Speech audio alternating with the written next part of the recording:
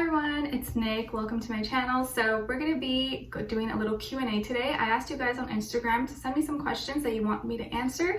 So I'm going to be looking through some of them that I screenshotted here and we'll get into it. So let me know if you guys like these types of videos or if you have any future questions that you would want me to answer. Comment down below and let me know. All right, so let's get right into it. So let's see. I love you. I love you too, Chandra Kantari. I'm not sure if I'm saying that right. Okay, and someone asked dream date. So I don't know if this is like a dream date, but this is a date I've been wanting to go on, or I wish someone would ask me out on, to go to a gun range. No, shooting range, right? Is that what it's called? I'm such a girl. A shooting range. I've just been feeling like that's to be so fun. Like a guy teaching you how to shoot a gun. Like nothing's more masculine than that. I'm just kidding. But like, I just feel like it'd be really fun. I've always wanted to learn how to shoot a gun and have a gun maybe one day just for my own protection, even though I probably never use it. But I don't know. I think something about that's fun and exciting, or like someone teaching you how to like do something for self-defense or something kind of, I don't know. Am I weird for liking that? I just think that'd be kind of a cool idea. So anyone out there want to take me to a shooting range one day? I'm down, okay? All right, and Fanny Palm, I would love to know how you got started with tarot readings. I really want to learn, but it seems like a lot. Yeah, girl, you definitely should. If you like it, go get some cards, play around with them, feel through it, just kind of work with it, you know? If you're feeling it, go for it. Why not? The way I got started actually was like by accident. I was going through a really hard time in my life. My husband had passed away. I've moved back home to California because I had moved to Canada. It was a really hard time, and I was looking through YouTube, like TED Talks on how to get over loss and healing from, you know, loss and loved ones passing away. So that was what I was looking for, and I don't know what happened, but through watching those videos I came across some readings, and actually the first one I remember coming across was Joanna the Medium, and I still love her to this day. I feel like she's amazing. She's someone I really look up to, and ever since then that sparked my curiosity. I found that it helped me personally so much in my life, and so I got into it, and it kind of just happened. I had never really known about it before. I had no idea about it. I just bought myself some cards and it felt just natural. It just like came to me. So I went for it. I was really nervous, but I don't know, I just felt like the passion for it, and I genuinely really enjoy doing it. It's something I would do probably even if I wasn't on YouTube. So yeah, I really enjoy it. So if you feel drawn to it, I would go for it. It is kind of a lot of work. It's not as easy maybe as people may make it look or seem, but if you have a passion for it, why not? Okay. And Justin, my Cancer friend, says, what are your thoughts on Starseeds and Lightworkers? Do you think there's a shift coming? So I feel like people paint a picture with like Starseeds, Lightworkers, psychics, blah, blah, blah. It makes it seem like this like mystery and like special people. But honestly, in my opinion, to me, I feel we're all Starseeds, each and every one of us. We're all made of stardust. Some people maybe have not maybe awakened to that, or maybe don't realize it, because most people, I honestly feel nowadays, don't realize their true potential, don't realize their power, because we've grown up in a society where we give our power away to others, to other people, to our job, to, you know, other things. But I believe we're all starseeds. And light workers, I also feel like we're all light workers, but you have to choose to be a light worker. What kind of energy are you putting out? Are you helping evolve to uplift humanity, or are you doing it for selfish needs? So it's like, I feel like we're all these things if you decide to do that. And as far as like seeing a shift coming, I think the shift is already happening. It's already happened, and it's still happening. A lot of people are waking up, they're evolving, they're growing, they are spiritually just awakening to things they didn't realize before. I feel like it's already happening, and it's going to continue, I think, to grow. A lot of people are more interested now in spirituality and astrology and finding like deeper meanings to things. So I feel like there's already a shift happening, and as more and more of us awaken and spread love and light and just share information and knowledge, the faster it's going to happen. So I feel good things happening despite whatever hard things and difficult negative things that may be happening in the world. I think a lot of people are already waking up. Okay, and let's see. Shaklo. Hi Nick. One book you've read that inspired you the most in life? I don't know if there's like one book that inspired me the most. I love all the different types of books that I read, because I feel like I read a lot of different variety, not just like spiritual books. One that I personally found really, really helpful is the seven Habits of Highly Effective People. I'll have it linked below if you're interested in purchasing on Amazon. But that one I found to be so amazing for me. It really just kind of like put a lot of things into perspective, helped me kind of see that I need to really be on it and just really be effective, and what it takes to be an effective person to get shit done in your life. So I'd really recommend that one. Also, The Power of Now by Eckhart Tolle. If you're looking to kind of just be present in the moment and not get so caught up in your feelings and emotions of the things in the past or the future, I think that's a really good one for everyone to read.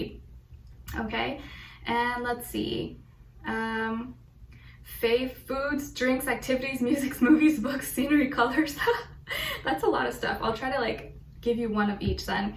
So food, what's my favorite food? I love coconut water. I know that's not like a food, it's a drink, but I love coconut water. I'm obsessed with harmless coconut water though. I know, kind of bougie, expensive, but that's what I like. I really love pretty much anything vegan. I love vegan foods.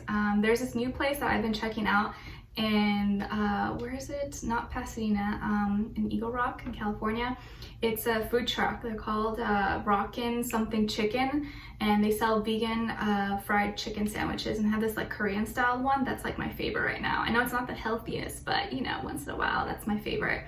So, oh, drinks, yeah, so coconut water is my favorite drink. Activities, I really like going to the park now to work out. That's where I go to work out a lot now, since I can't go to the gym, and actually I prefer that a lot more now actually. And walking my dog and going hiking, those are kind of like my favorite things to do. Music, I love all types of music, but I really, really love 90s and early 2000s, like R&B and like pop, like stuff like that. Those are my favorites. And movies, I don't think I have a favorite movie, but there was one that I watched on Netflix like years ago. I think it was called I, Origins. My cousins had showed me that. I thought that was really cute. Titanic. Sounds kind of cheesy, but I really like Titanic. I like kind of sad romantic movies. I think because my life has been kind of sad, a sad romance. So maybe that's why. And I like documentaries too. Books. Yeah, I talked about that. Scenery.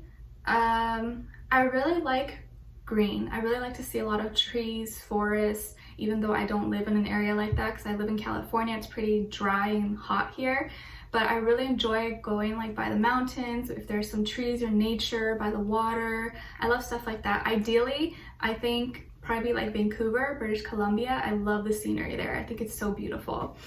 Colors, I don't think I have a preference. I like blue, like baby blue.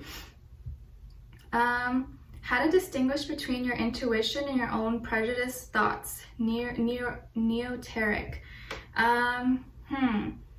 Well, you have to put yourself aside. If you already know what your prejudice is and if you already know you're kind of biased with something, you have to really like look into what is your first intuition. It's more kind of like your first instinct, like your gut feeling about something, especially when it doesn't feel like you can't explain it. You just feel a certain way.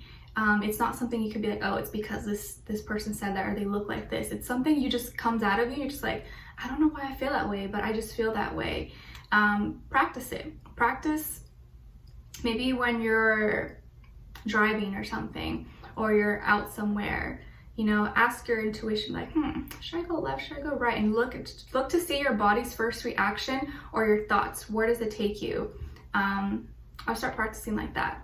Okay, and let's see.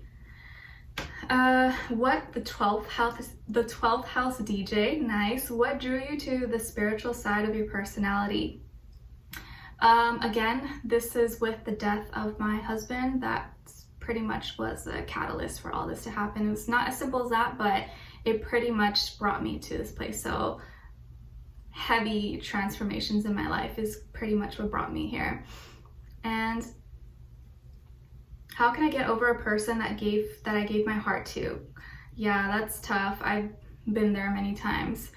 it's not so much getting over them, it's mainly just accepting what is. You know, just accepting that situation, accepting that it's over, it's done, but you had beautiful memories, and knowing that there's something better moving forward.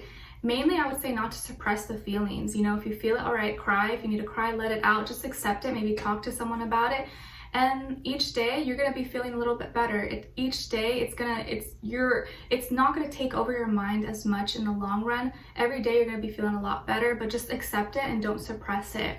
And keep your options open. I would also say occupy your time with something productive, something that you enjoy doing, whether it's reading, writing, drawing, exercising, work, talking to friends, but acceptance.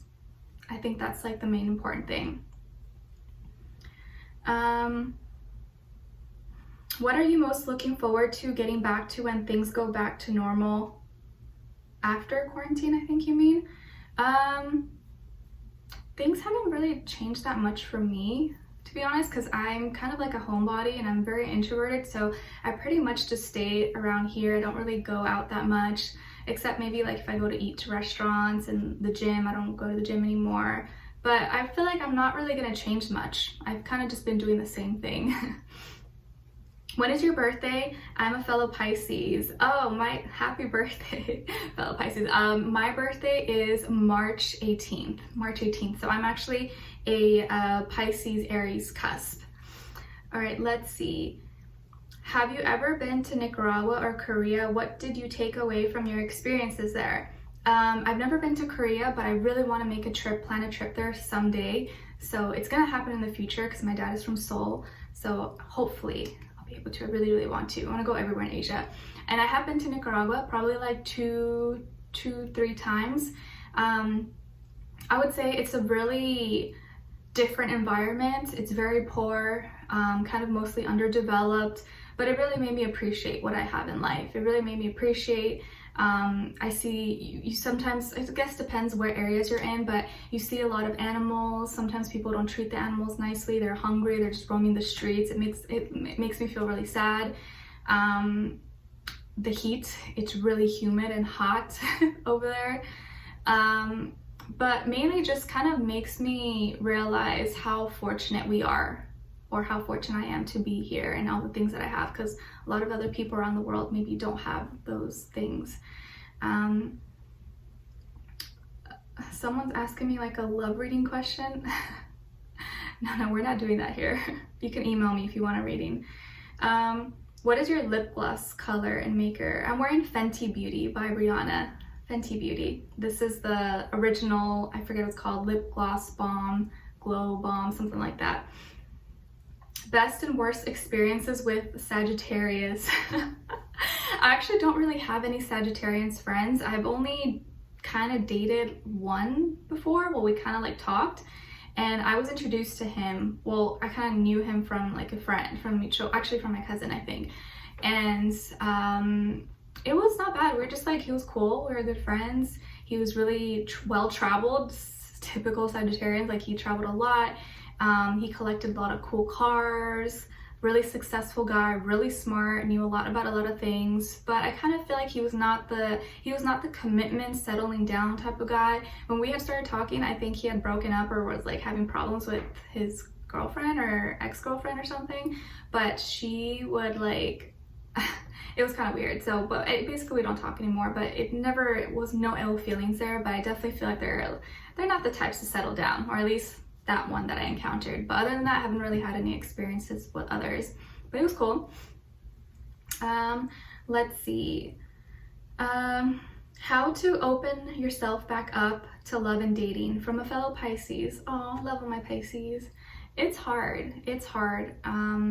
I, for the longest time, was not really open to it. I'm still kind of like, you know, because I've had some bad experiences so far, but I think first and foremost is allowing yourself to heal. You know, take however much time you need to heal yourself, to actually be okay.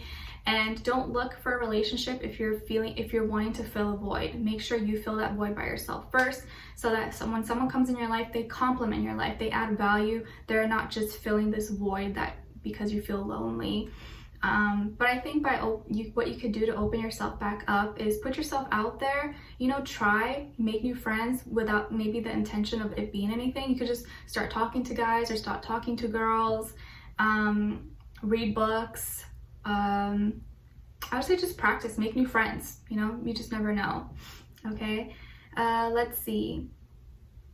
But that's definitely something I have trouble with too, because I'm very kind of like to myself, and I almost like, I know it seems like I'm really like friendly and stuff with you guys, which I am, but I keep to myself. I'm very quiet and like reserved, and it's like I'm not really the type that's going to approach anyone, and so it can be kind of difficult. But maybe you could make new friends or get on a dating app, stuff like that could kind of get you familiar, get you more comfortable. Let's see. What do you do for work? Love you, beautiful. Thank you. This is what I do for work. YouTube, and I do readings and stuff. So will a soulmate eventually stay by our side, or they can also leave? Azizi, all of us have a bunch of different soulmates all throughout our lifetimes, and soulmates don't always have to be romantic. They can be family, friends, a stranger we meet that kind of just leads us to a certain direction. But if you mean, I would say like maybe life partner, a soulmate doesn't always have to stay. You know, they will come for whatever reason they had to be in your life, and then they can leave. But a soulmate can be a life partner or a twin flame if you believe in that. But I wouldn't focus too much on like, oh, this person's my soulmate, that means I'm going to be with them forever, because it's not always as simple as that.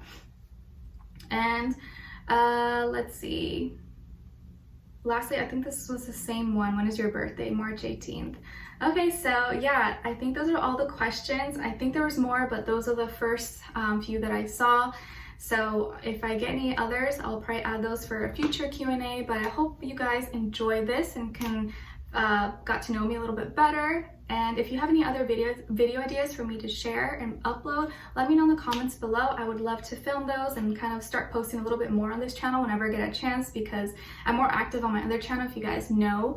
And yeah, all right, so if you did enjoy, don't forget to like, share, subscribe, click the notification bell so you never miss a reading. I mean, a reading so you never miss a video. I'm like autopilot with my other channel. But yeah, and I'll talk to you guys soon. All right, take care. Bye.